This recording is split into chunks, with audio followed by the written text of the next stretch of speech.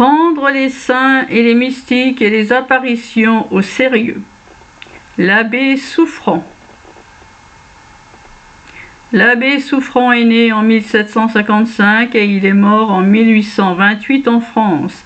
Il débuta sa prêtrise en 1780 comme vicaire de Montmusson, près d'Annecy, au diocèse de Nantes. C'est là qu'il brava la tourmente révolutionnaire pour en devenir ensuite le curé. L'abbé Souffrant et l'abbé Bouvier procédaient à des activités clandestines, comme en témoignent les registres de baptême et de mariage déposés à la mairie de Montmusson.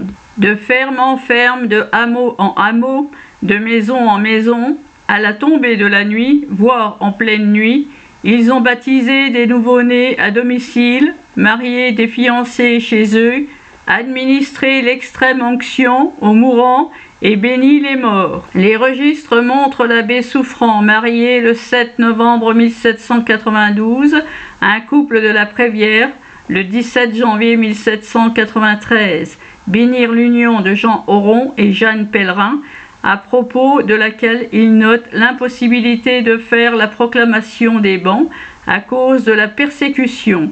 Mais il mentionne qu'en vertu des pouvoirs qui me sont concédés par Monseigneur l'évêque de Nantes, il peut se passer des publications des bans pour cause de révolution.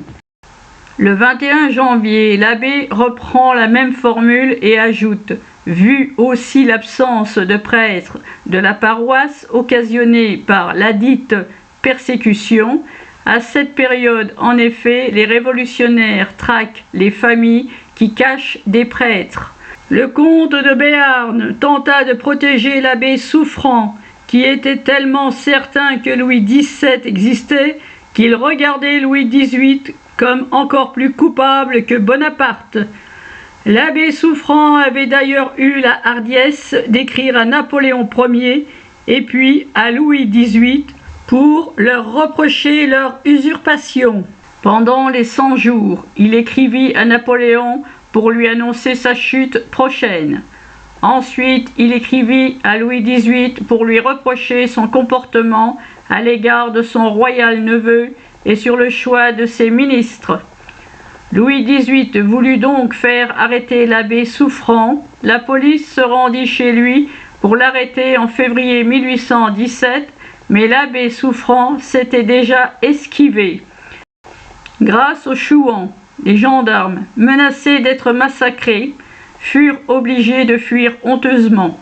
Menacé de nouveau, il fut sauvé cette fois par des brigadiers de la gendarmerie qui refusèrent de l'appréhender et le pressèrent secrètement d'aller se cacher dans son presbytère. Le 6 avril suivant, jour de Pâques, l'abbé Souffrant reprit officiellement ses fonctions sacerdotales. L'abbé Siché, son vicaire et successeur, raconte qu'il a passé 7 ans en sa compagnie. À l'époque, l'abbé parlait souvent de prophéties et on venait de loin pour les entendre. L'abbé Souffrant, d'ordinaire très calme, s'animait beaucoup lorsqu'il parlait de prophéties. L'abbé Siché regretta plus tard de n'avoir pas voulu y croire et de n'avoir rien noté, car il dit « J'avoue, les événements ont triomphé de mon incrédulité. » C'était un prêtre humble, mais zélé, qui se dévoua 50 ans à sa paroisse. Malgré l'offre d'un curé plus importante, il ne voulut jamais la quitter et y resta jusqu'à sa mort, le 29 avril 1828 à 73 ans. L'abbé Souffrant est associé au martyre de l'abbé Bouvier, dont le corps fut retrouvé intact plus d'1 an après son décès. Ils ont tous les deux fait preuve de courage et sont restés fidèles à la vraie foi pendant la Révolution. Ils ne voulurent pas faire le serment schismatique ni sortir de France. Pour continuer à veiller sur les paroissiens, ils étaient allés vivre dans les bois, où les paroissiens se rendaient pour suivre la messe et recevoir les saints sacrements. Ils ne pouvaient se résoudre à abandonner les fidèles à l'heure de la mort. C'est ainsi qu'en se rendant dans une maison de Montmusson, il fut épié et dénoncé. Les agents de la persécution rentrèrent de force dans la maison et le saisissèrent et lui criant « Tu ne confesseras plus, tu vas y passer ». Là, ils le revêtirent de ses ornements sacerdotaux, l'insultèrent encore. Ils brûlèrent devant lui un crucifix en bois qui était dans son église. Son beau-frère Desmas fut aussi arrêté en même temps que lui. Le lendemain, tous deux furent ligotés et traînés à la petite rouxière à coups de crosse de fusil. Le curé vit la fin de ses bourreaux et leur dit qu'il leur pardonnait sa mort, mais qu'il voulait mourir le premier pour aider son beau-frère à mourir saintement. Il obtint cette faveur, mais sa main qui donnait l'absolution fut brisée par les assassins. Desmas fut tué, puis l'abbé Bouvier reçut 3 coups de fusil. L'injustice est donc le plus vilain des maux, parce qu'elle est le plus pénible de tous, à cause de la douleur qu'elle donne, ou bien parce qu'elle crée plus de dommages, ou encore pour ces 2 raisons à la fois. Socrate, Georgia. L'abbé Bouvier est mort en martyr le 14 mars 1794 à 75 ans.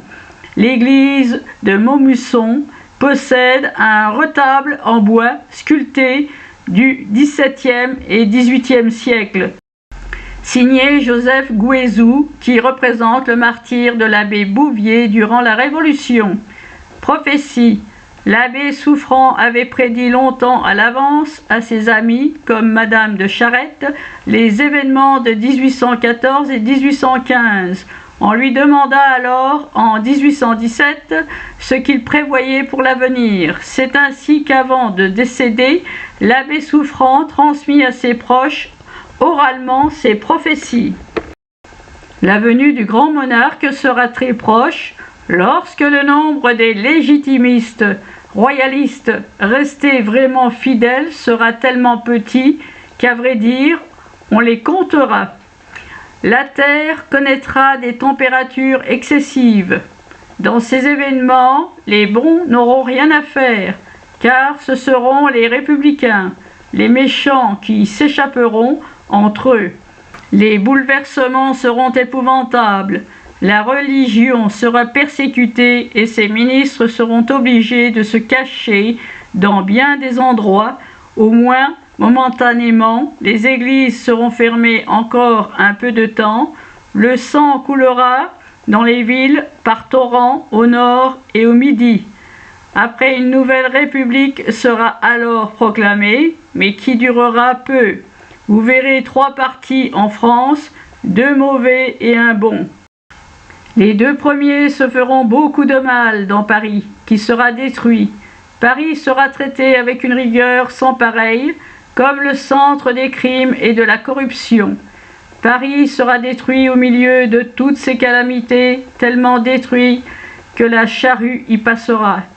Le bouleversement sera grand en Europe, et partout on établira des républiques.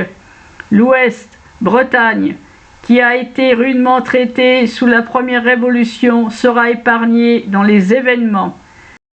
C'est à cause de cela que l'Ouest a trouvé grâce devant Dieu, à cause de sa foi, et les malheurs qui pourront arriver dans l'Ouest seront très peu de choses en comparaison des autres contrées. Ces malheurs seront la suite de nos crimes. Mais si, comme Dieu le désire, nous entrons dans ses vues et celles de l'Église, nos maux seront allégés. Des puissances étrangères s'armeront et marcheront contre la France. Ils voudront massacrer tout sur leur passage, mais ils n'en auront pas le temps. Si vous tirez une ligne du Havre à Bordeaux, on peut dire qu'ils viendront jusque-là. L'empereur de Russie viendra par l'Italie à la tête d'une grande armée jusqu'au Rhin. Lors du 6e âge, Dieu consolera les prêtres catholiques et les autres fidèles en envoyant le grand monarque et le saint pontife. En ce temps-là, un moine qui aura la paix dans son nom et dans son cœur sera en prière. Il aura la même mission que Jeanne d'Arc. Un noble de la Loire inférieure, un général breton, sera appelé à prendre part aux événements et il jouera un rôle important pour le rétablissement du Saint Pontife et du grand monarque. Il le ramènera. Le grand monarque qui sera des Lys arrivera par le midi de la France. Il sera amené par le pontife saint et par l'empereur de Russie, un prince du Nord qui se convertira.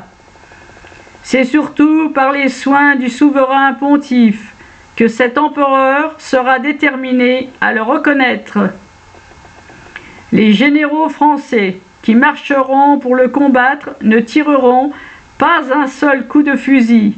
Ils déposeront les armes dès que le grand monarque leur sera présenté, tant son arrivée sera surprenante et accompagnée des preuves éclatantes de son droit et de sa vertu. Le grand monarque est de la branche aînée des Bourbons, et il est issu de la branche d'un rameau coupé.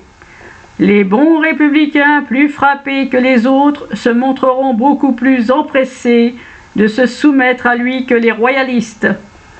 Le succès qui sera le triomphe de l'Église et des amis de la légitimité prendra sa principale source dans la dévotion au Sacré-Cœur. Cette dévotion, sans arrêter les événements, peut diminuer de beaucoup l'étendue et l'intensité des mots annoncés.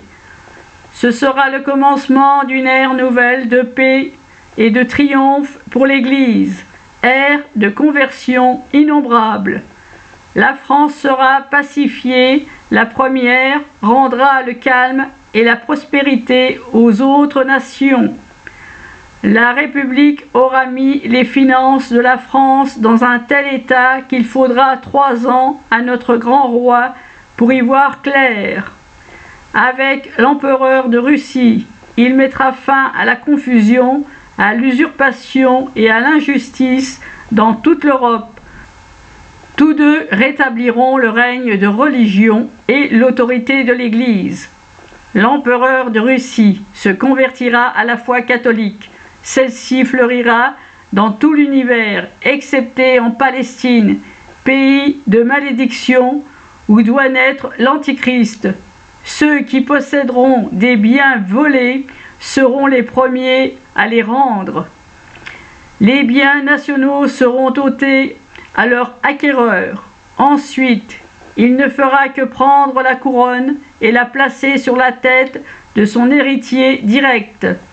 Après la crise, malgré certaines oppositions faites par le clergé lui-même, tout finira par un concile général et décisif auquel se soumettra tout l'univers jusqu'à la dernière persécution, celle de la bête ou de l'Antichrist. Il n'y aura qu'un seul troupeau et qu'un seul pasteur, parce que tous les infidèles et tous les hérétiques, mais pas les juifs, dont la masse ne se convertira qu'après la mort de la bête, entreront dans l'Église latine. Comme pour le peuple juif, avec le roi David et Salomon, Dieu a fait une promesse à la France. Si vous gardez mes préceptes, je conserverai le trône de votre règne. Malheureusement, ni les rois David et Salomon, ni la France ne tinrent leurs promesses, d'où les grands bouleversements depuis la Révolution française.